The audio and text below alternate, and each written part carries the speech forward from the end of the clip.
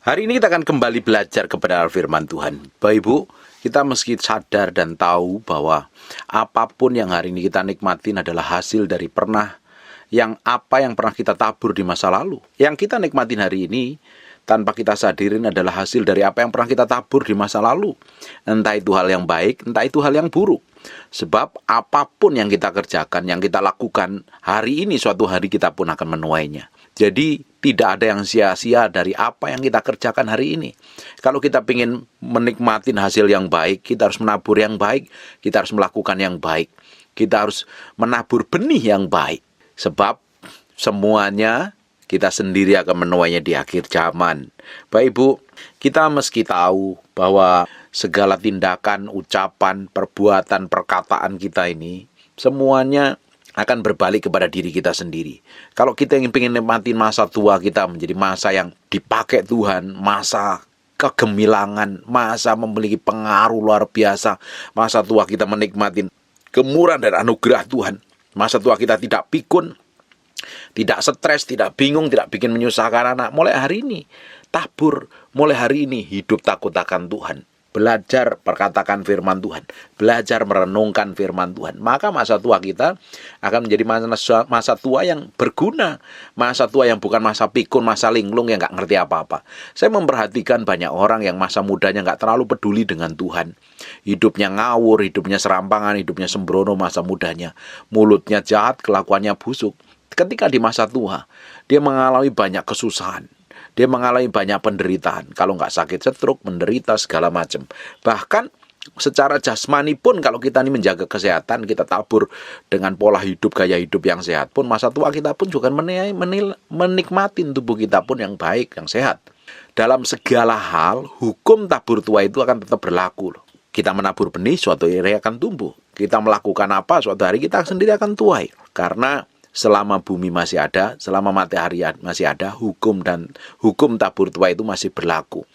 Baik orang benar ataupun orang jahat, semuanya hukum ini berlaku sama. Saya memperhatikan orang-orang yang masih masa mudanya hidup takut akan Tuhan. Masa mudanya, masa-masa masih sehat, masih sanggup melakukan aktivitas, masa-masa produktifnya, hidupnya menjadi orang yang takut akan Tuhan, merenungkan firman, praktek hidupnya, melakukan firman Tuhan. Di masa tuanya saya melihat anak cucunya diberkatin Tuhan.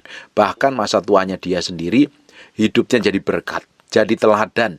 Tapi berbeda dengan orang yang masa mudanya ngaco, hidupnya serampangan, dihambur-hamburkan dengan sembrono, melakukan aktivitas semaunya sendiri, ngikutin hawa nafsu.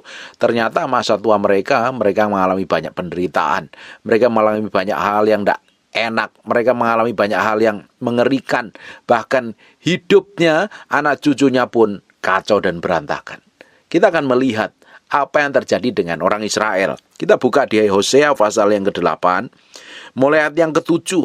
Sebab mereka menabur angin, maka mereka akan menuai punting beliung. Gandum yang belum menguning tidak akan ada pada mereka. Tumbuh-tumbuhan itu tidak menghasilkan tepung. Dan jika memberi hasil, maka orang lain pun menelannya. Ini hal yang mengerikan loh. Ini hal yang sangat parah sekali. Kenapa bangsa Israel mengalami seperti ini? Bapak Ibu kalau baca, ini perikopnya judulnya keruntuhan Israel sebagai akibat kedurhakaan. Karena bangsa Israel tidak lagi mencintai Tuhan, tidak lagi mengasihi Tuhan. Hidupnya ngawur, hidup seenak perutnya sendiri. Dia bukan hidup takut akan Tuhan, dia tetapi hidup ngikutin kehendak maunya sendiri. Kita baca mulai ayat yang pertama. Tiuplah sangkakala, serangan laksana Raja Wali atas rumah Tuhan. Oleh karena mereka telah melangkahi perjanjianku dan mendurhaka terhadap pengajaranku. Bahkan rumahnya Tuhan pun mengalami serangan. Kenapa? Diizinkan digagain oleh musuh. Karena hidup tidak takut akan Tuhan, hidup mendurhaka terhadap pengajarannya firman Tuhan, melangkahi perjanjian, hidup tidak sesuai dengan kebenaran firman Tuhan, alias hidup di dalam dosa. Sebab dosa adalah pelanggaran terhadap hukum Allah, pelanggaran terhadap firman Allah. Dosa itu membuat setan bisa mengambil keuntungan, bisa menjajah kita, bisa menguasai hidup kita. Karena dosa adalah pintu gerbang di mana setan bisa masuk melalui hidup kita. Apapun itu namanya. Makanya kita mesti sadar diri jadi orang ini. Kita mesti koreksi hati kita. Dari setiap tindakan kita setiap hari. Benar nggak nih ucapanku, perkataanku, keputusanku, apapun yang kita kerjakan nih. Waktu kita berbicara dengan orang, waktu kita berkomunikasi dengan orang, dari ucapan kita ini sesuai dengan kebenaran firman Tuhan apa tidak? Atau kita melakukan hal tersembunyi yang nggak dilihat orang ini menyenangkan hati Tuhan apa tidak? Atau ini malah melanggar kebenaran firman Tuhan? Banyak orang sudah tahu dosa dilakukan hanya untuk memuaskan kepentingannya, hanya untuk keuntungannya pribadi. Tapi ujungnya engkau sendiri akan tanggung akibatnya. Sebab dosa ada upahnya. Upah dosa adalah maut. Dan dosa itu dimulai dengan keinginan. Banyak orang dijerat dengan keinginannya. Ketika keinginan itu sudah matang, akhirnya menghasilkan dosa. Bapak Ibu, kita mesti sadar. Jangan sampai tindakan kita yang hari ini yang kita anggap oke lah. Dan suatu hari kita akan nuainya dengan kengerian-kengerian yang mengerikan. Hari ini kita mesti belajar hidup takut akan Tuhan. Hidup sepenuhnya bergantung sama Tuhan. Menyerah sepenuhnya di tangan Tuhan. Jangan berlaku sembarangan, jangan bersikap sembrono. Ini bangsa Israel hidupnya melangkahi perjanjian dan mendurhaka terhadap pengajaran firman Tuhan. Ini orang yang ngawur sekali. Bisa loh ibadah ke gereja, bisa loh jadi orang Kristen, bisa sih kelihatannya rohani, melakukan aktivitas rohani, tapi hidupnya, kelakuannya berlawanan dengan kebenaran firman Tuhan. Ini orang-orang model ini adalah orang yang munafik, orang yang palsu. Rajin ibadah masih kepahitan, rajin ibadah masih nipu orang, rajin ibadah kerjaannya benci, mendendam orang lain.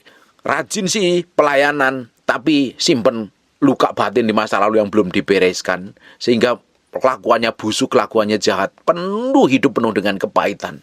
Orang-orang model kayak begini, bagaimana mungkin bisa menikmati kebenaran, berjalan dalam kekudusan, kesucian? Setiap tingkah kita, setiap perbuatan kita, setiap langkah kita ini, kita harus bertanggungjawabkan di hadapan Tuhan. Suatu hari, kita akan tuai dari apa yang kita lakukan. Bangsa Israel ini berjalan tidak sesuai dengan kebenaran firman Tuhan. Melupakan pengajaran Tuhan.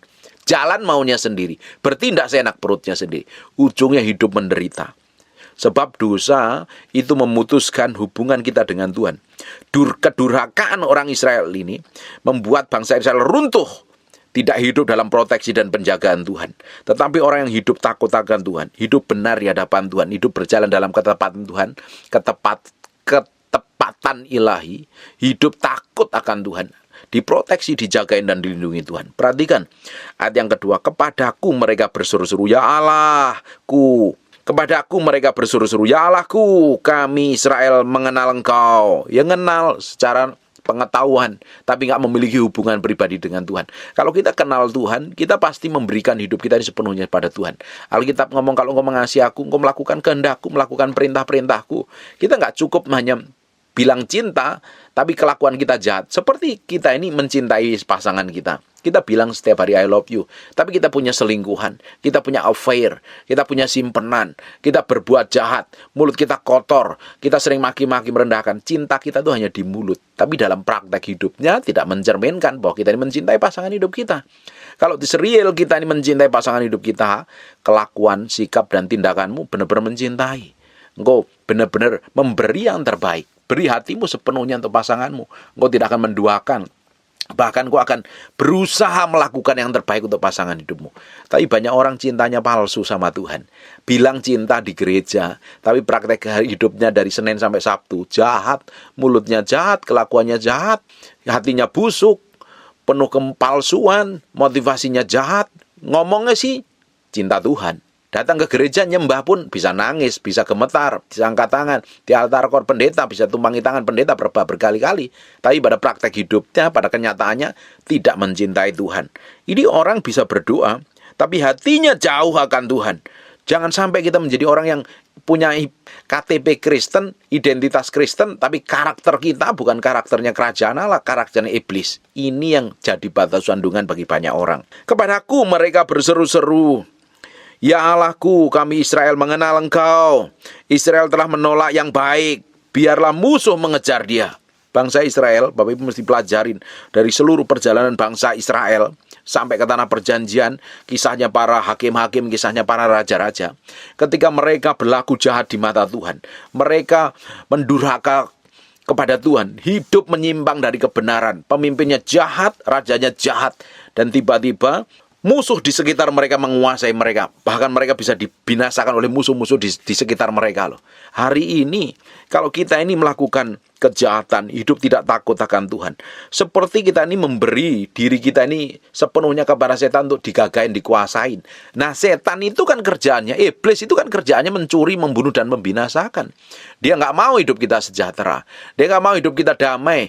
Nggak mau hidup kita menikmati berkat dan janji Allah semua yang diberikan kepada kita. Mereka nggak mau hidup kita ini hidup dalam kekekalan, hidup pergaulan intim dengan Tuhan. Makanya kalau kita ini melakukan dosa, hidup menolak kebenaran, hidup tidak takut akan Tuhan, hidup semau kita sendiri, ngikutin keinginan daging sendiri, ujung dari kehidupan kita digagain oleh si jahat. Tidak heran, tambah kacau hidupmu, keluargamu berantakan, keuanganmu kacau, bisnismu kacau, semuanya berantakan. Ada beberapa orang tertentu, ketika dia merasa ya keuangannya baik-baik saja, dia melakukan dosa, keuangannya baik-baik saja. Tapi di sisi lain pasti hancur. Hubungan dengan istrinya pasti hancur, hubungan dengan suaminya hancur, hubungan dengan anaknya juga berantakan, anaknya pasti hidupnya nggak benar. Kenapa? Ada celah. Celah itu membuat setan akan hajar di bagian yang terlemah di bagian kita. Setan tahu persis kelemahan yang mana yang bisa dihajar. Untuk tujuannya untuk bukan menghancurkan kelemahan, tujuannya sebenarnya untuk menghancurkan kekuatan kita. Orang berpikir, oh Pak, aku nih melakukan dosa begini, nyatanya bisnisku diberkati. Oke, ya kamu masih tetap diberkati. Apa benar hubungan dengan pasanganmu tetap bahagia? Engkau bisa melakukan dosa tapi di sisi lain engkau diberkati, di sisi lain apakah anak-anakmu hidupnya bahagia, stres, atau malah diberkatin Tuhan, atau hidup takut akan Tuhan? Banyak orang melakukan dosa, dipikir aman-aman saja, tapi di sisi lain pasti ada sisi yang dihancurkan setan. Kalau enggak hubungan suami istrinya, anak-anaknya, atau hal yang lain. Makanya tidak ada yang orang melakukan dosa itu nyaman-nyaman, hidupnya tenang-tenang. Karena dosa ada upahnya sendiri. Dan setan juga nggak akan biarkan begitu saja. Karena upah dosa adalah maut. Setan bisa punya hak sah untuk menghancurkan hidup kita. Makanya kita mesti jagain hati ini begitu rupa. Setiap hari hidup takut akan Tuhan. Setiap hari hidup menyenangkan Tuhan, mempermuliakan nama Tuhan. Kita koreksi hati sampai kedalaman batin kita. Jangan sampai didapati hati yang busuk, hati yang jahat. Hati yang tidak berkenan di hadapan Tuhan. Israel telah menolak yang baik. Biarlah musuh mengejar mereka. Hari ini musuh kita ini bukan darah dan daging. Musuh kita adalah roh jadi udara, penghulu-penghulu yang gelap, pemerintahan-pemerintahan roh jahat, yang jahat banget. Dan dia tidak akan terima. Dia nggak akan biarkan kita enak-enak saja. Dia nggak akan terima bahwa kita ini sudah ngikut Tuhan. Dia akan tetap habisin kita dengan caranya. Makanya dilihat kelemahannya. Engkau melawan kebenaran firman Tuhan, engkau bikin dosa aja, setan akan langsung ambil keuntungan di dalamnya. Makanya kita mesti sadar diri, bertobat, koreksi hati sampai kedalaman batinmu, biar didapatin hatimu tetap benar, hatimu tetap mencintai Tuhan dan mengasihi Tuhan, dan hidup kita tetap berkemenangan di dalam Tuhan. Karena Tuhan mau hidup kita ini berkemenangan di dalam segala hal. Hidup kita mempermuliakan nama Tuhan. Perhatikan ayat yang 4. Mereka telah mengangkat raja tetapi tanpa persetujuanku. Mereka mengangkat pemuka tetapi dengan tidak setauku. Ini bertindak semaunya sendiri loh. Ngambil keputusannya sendiri. Bapak Ibu, Tuhan itu punya maksud dan tujuan atas kehidupan kita. Makanya ada ayat ngomong, biarlah setiap langkahku dipimpin oleh roh Tuhan. Dipimpin oleh Tuhan sendiri. Setiap langkah kita. Jadi kalau kita mau sukses dan berhasil, ngikutin petunjuk Tuhan, bukan kita mau jalan sendiri, mau bertindak sendiri. Bangsa Israel ngambil keputusan sendiri, ujungnya akan hancur, ujungnya akan babak belur, kacau. Dari emas dan perak mereka membuat berhala bagi dirinya sendiri, sehingga mereka dilenyapkan, dibinasakan, dihancurkan. Aku menolak anak lembumu, hai Samaria, murkaku menyala terhadap mereka, sampai berapa lama tidak dapat disucikan. Karena apa? Sudah tahu berdosa, rajin kasih persembahan, rajin kasih korban, tetap tidak berkenan. Karena Tuhan mau hati kita, bukan mau persembahan kita. Tuhan tuh mau hati kita yang jadi korban dahulu. Buat apa kita ini datang ke gereja, tapi kalau hati kita ini busuk nggak bertobat, kita kasih persepuluhan yang gede, kasih persembahan yang gede, rajin memberi, rajin kasih makan orang miskin, tapi hatimu jahat, kelakuanmu busuk, tidak berkenan di hadapan Tuhan. Hati kita nih yang harus benar dulu di hadapan Tuhan. Hati kita nih harus beres dulu di hadapan Tuhan. Hati ini yang harus jadi korban yang berkenan di hadapan Tuhan. Hati ini yang harus didapatin berkenan di hadapan Tuhan. Jadi korban persembahan yang kudus, berkenan dan sempurna, seperti yang Tuhan mau. Baru apapun yang kita berikan, penyembahan kita, duit kita, perbuatan baik kita, itu yang akan berkenan di hadapan Tuhan. Kalau tidak, kita bisa coba suap Tuhan dengan perbuatan baik kita, tidak akan bisa menyenangkan hati Tuhan. Kalau melakukan dosa, pelanggaran, jangan ditutupi dengan perbuatan baik. Percuma, sia-sia. Bertobat dahulu. Lakukan hal yang baik. Sadar diri. Cari Tuhan. Cintai Tuhan, kasih Tuhan, baru berubah menjadi orang yang didapat dicintai Tuhan. Perhatikan nanti yang ke-6. Orang-orang Israel itu dibuat oleh tukang, dan itu bukan Allah. Sungguh akan menjadi serpih. Anak lembu Samaria itu hancur semuanya, nggak ada akan bersisa. Kalau yang bukan dari Tuhan, kita harus singkirkan. Semua yang bukan dari Tuhan yang di dalam diri kita ini, kita harus singkirkan. Bisa aja itu daging, itu perbuatan diri kita, ego kita, hawa nafsu kita harus singkirin. Biar semuanya kehendak Tuhan yang jadi atas kehidupan kita. Kalau kehendak Tuhan yang jadi dalam kehidupan kita, hidupmu akan memiliki dampak, hidupmu akan memiliki otoritas. Dan sampai ke level ini dibutuhkan. Setiap hari kita pikul salib, sangkal diri, mati daging, supaya didapatin berkenan di hadapan Tuhan. Kuncinya hari ini, hidup didapatin berkenan di hadapan Tuhan. Yang kita kejar perkenanan Tuhan. Yang kita kejar adalah kita ini didapati menjadi hamba yang menyenangkan hati Tuhan.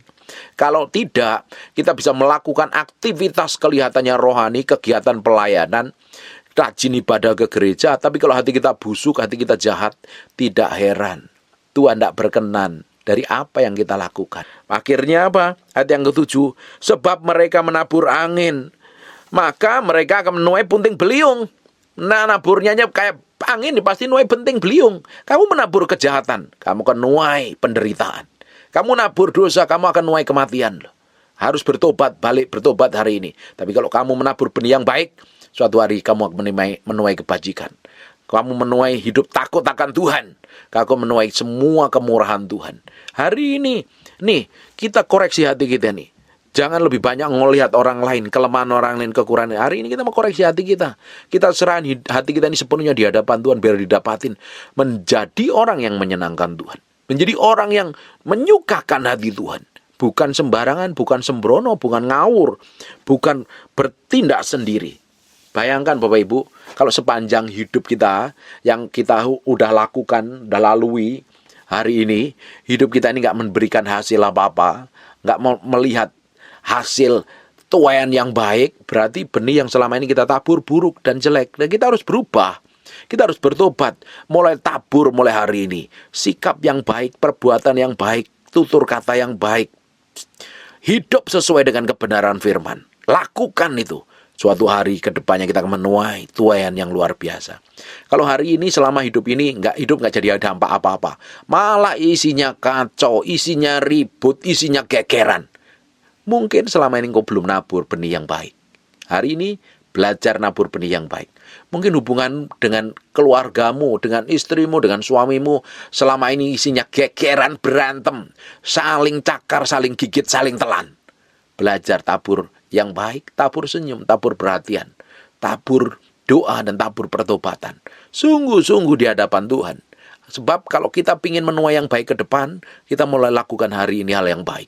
Engkau ingin menuai kemurahan kebaikan Tuhan, lakukan mulai hari ini. Kau ingin hidupmu dipakai Tuhan, menjadi dampak banyak bagi banyak orang. Mulai hari ini tabur hidup takut akan Tuhan.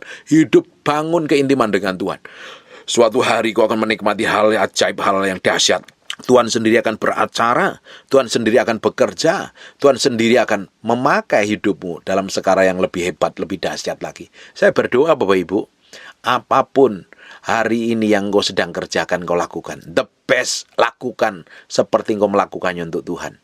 Sebab di masa-masa yang akan datang, kita sendiri akan menikmatin. Hukum tabur tuai ini tetap berlaku buat orang yang baik atau buat orang yang benar.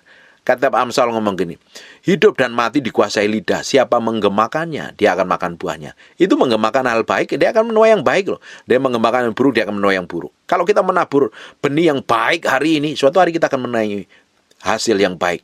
Kita menabur benih yang buruk, kita akan menuai hasil yang buruk. Dan waktunya menuai itu kapan? Tidak pernah ada yang tahu. Tinggal tunggu waktu aja. Tapi cepat atau lambat, kita akan menuai hasilnya. Amin. Saya berdoa, kita semakin hari semakin berubah. Saya dengar kesaksian banyak sekali, banyak ibu-ibu, banyak bapak-bapak rajin dengerin khotbah saya karena kasih karunia dan pengurapan Tuhan aja. Firman ini mengubah hatimu dan kau boleh ambil keputusan untuk hidup takut akan Tuhan. Saya berdoa sungguh-sungguh, semakin banyak orang diubahkan Tuhan, semakin banyak orang menyenangkan hati Tuhan. Dan kita sama-sama tujuan akhirnya didapati menjadi hamba yang menyenangkan hati Tuhan kok. Hambaku yang baik, silakan masuk meja perjamuan kawin anak domba. Kita semuanya pingin ngalami seperti itu. Dan itu dimulai hari ini loh, komitmen sungguh-sungguh. Makanya kekristenan itu sebenarnya bukan aktivitas lahiriah. Kita bisa melakukan aktivitas lahiriah, tapi kalau yang di hati busuk dan jahat, nggak ada nilainya sama sekali. Kita bisa datang ke gereja, dipikir kalau udah datang gereja seminggu 2 kali, ikut ibadah sel, ibadah CG, ibadah FA atau ibadah apapun namanya di keluarga, terus ikut ibadah hari Minggu, kamu udah masuk dalam daftar kerajaan Allah, masuk dalam buku kehidupan. Tapi kalau hatimu busuk dan jahat, ya percuma. Bagaimana mungkin kau bisa mendapat bagian dari kerajaan Allah? Hidup masih di dalam dosa, hidup dalam kepahitan, hidup dalam luka batin, hidup masih dikuasain masa lalu, dicerat, dikuasain emosi dan amarah yang tidak terkontrol. Bagaimana mungkin bisa mendapat bagian dari kerajaan Allah? Itu dimulai komitmen loh. Kekristenan itu adalah komitmen kita setiap hari berjalan bersama Tuhan. Hidup takut akan Tuhan, hidup mencintai Tuhan, hidup mendedikasikan hati ini sepenuhnya untuk Tuhan loh. Bukan hanya sekedar melakukan aktivitas jasmani yang kelihatannya dilihat orang baik. Belum tentu di dalam hatimu benar. Makanya kalau di hati kita benar, kita pasti melakukan yang terbaik untuk Tuhan. Kalau di hati kita ini tulus murni, berubah sungguh-sungguh, akhirnya orang di sekitarmu bisa menikmati Tuhan melalui hidupmu. Coba sekarang koreksi hati kita masing-masing. Benar nggak orang sekitarmu bisa menikmati Tuhan? Istrimu bisa menikmati Tuhan melalui hidupmu, suamimu bisa menikmati Tuhan melalui hidupmu, anak-anakmu bisa melihat Tuhan melalui hidupmu, atau orang sekitarmu benar-benar ngerasakan bahwa hidupmu menyenangkan Tuhan. Hidupmu memanifestasikan dari perbuatan Tuhan, kelakuannya Tuhan atau karakternya Tuhan. Atau malah sebaliknya, punya kelakuan busuk, jahat, jelek, buruk, nyakitin, melukai. Kalau itu yang terjadi, berubah dan bertobat. Saya berdoa, tambah hari banyak orang Kristen hidupnya diubahkan Tuhan. Semakin hari semakin menyenangkan Tuhan. Kuncinya kita itu mau belajar nyenengin Tuhan. Kalau kita mau nyenengin Tuhan, kita ngelakuin seperti apa yang Tuhan mau. Kita mau bertindak seperti yang Tuhan inginkan. Kita nggak mau jadi orang sembrono. Kita nggak mau jadi orang sembarangan. Kita mau melakukan sepenuhnya untuk menyenangkan Raja kita yang maha mulia, Allah yang maha perkasa. Saya berdoa, Bapak Ibu, apapun yang kita kerjakan, yang kita lakukan, semakin hari semakin mempermuliakan nama Tuhan. Tindakanmu, sikapmu, perbuatanmu, dalam segala hal semakin menyenangkan hati Tuhan. Semakin bisa menghormati orang lain, menghargai orang lain, nguwongke orang lain. Bukan harus dirimu sendiri yang harus jadi nomor 1, dipuji-puji, diagungkan, ditinggikan, dihormatin. Belajar kita ini, belajar menghargai orang lain. Kalau kita menghargai orang lain, orang akan menghargai kita loh. Karena kita menabur. Apa yang kita tabur, kita akan tuai. Kamu menghargai orang lain, kamu akan dihargai orang lain. Kamu menghormati orang lain, kamu akan dihormati orang lain. Kamu memberi, suatu hari kamu akan menuai perbuatan baik. Atau sebaliknya, kamu berlaku buruk, berlaku jahat dengan orang lain, berlaku ketus, memandang manusia, memandang status sosial. Orang lain akan pandang status sosial. Karena apa yang kamu lakukan, suatu hari kamu akan tuai. Hal baik ataupun hal buruk.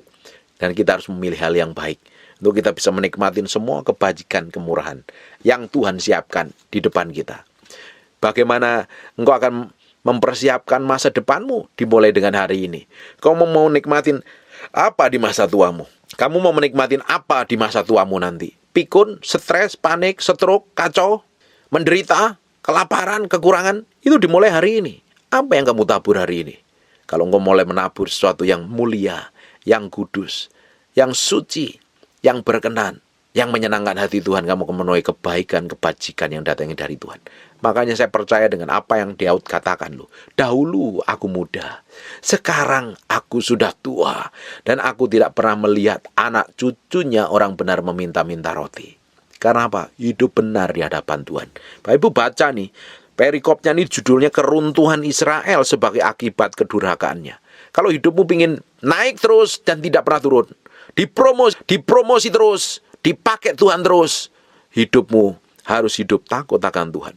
Bukan menjadi pendurhaka, ngelawan firman, ngelawan kebenaran, hidup bertindak semaunya sendiri, seenak perutmu sendiri. Ujung hidupmu akan kacau, rusak, berantakan. Saya berdoa hari ini, Tuhan campur tangan atas semua yang kita mau kerjakan dan lakukan. Tuhan pimpin terus, Tuhan urapin terus, Tuhan singkapkan kebenaran, sehingga tindakan, sikap, dan perbuatan kita menyenangkan Tuhan. Menyenangkan Tuhan saja. Jangan suka gegeran dan berantem dengan orang lain. Kamu seperti menabur ranjau, dan kamu suatu hari berjalan di tengahnya. Kamu akan kena ledakan-ledakan ranjau yang melukai hatimu.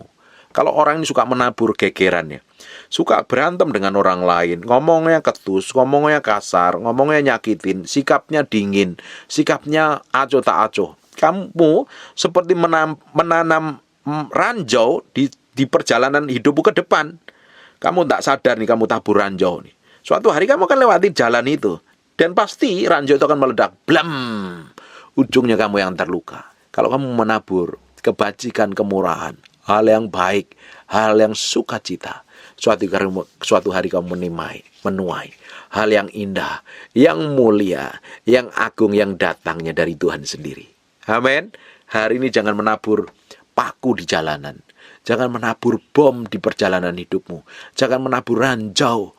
Jangan menabur lubang-lubang yang dalam, yang curam, yang nanti kalau kamu terjerumus di dalamnya akan sakit. Karena suatu hari apa yang kamu tabur itu akan kamu lewatin kembali. Karena mau akan tuai kembali. Dan ujungnya kamu sendiri akan terluka. Amin. Menabur angin, menuai badai. Barang siapa menabur angin, dia akan menuai badai. Mengerikan sekali, trouble. Hukum tabur tuai ini tetap berlaku. Ini bukan berbicara masalah uang saja loh. Ini berbicara segala macam hal. Perbuatan, tindakan, apapun juga namanya, ini akan tetap berlaku. Hukum tabur tuai bukan berbicara sekedar uang tok. Tapi semua tindakanmu, ucapanmu, perlakuanmu, semuanya ini berlaku. Dan kita akan menuainya. Hari ini, ambil komitmen untuk menabur yang baik. Melakukan yang terbaik untuk Tuhan. Supaya nama Tuhan dipermuliakan. Amin. Tutup matamu, tutup Alkitabmu, kita berdoa. Bapa, terima kasih buat firman-Mu, kami materaikan dengan darah Yesus. Nempel, terpahat dalam loh batin kami, sehingga firman jadi kehidupan. Hamba-Mu berdoa setiap orang yang rajin mendengar firman yang Hamba-Mu sampaikan. Firman ini menjadi kehidupan buat mereka, dan mereka mengalami breakthrough dan terobosan. Hidupnya diubahkan Tuhan. Mulutnya diubahkan Tuhan. Kelakuannya diubahkan Tuhan. Semakin hari semakin mencerminkan kehidupan seperti Yesus Kristus Tuhan. Terima kasih Tuhan. Kami kembalikan segala hormat, pujian, pengagungan buat Raja kami yang maha mulia. Hamba-Mu berdoa untuk orang yang sakit dan mengalami kelemahan tubuh. Oleh bilur Yesus, oleh darah Yesus, jadilah engkau tahir, jadilah engkau sehat, jadilah engkau sembuh dalam nama Yesus. Terima kasih Tuhan. Kami berdoa dalam nama Yesus. Haleluya. Amin. And God bless you.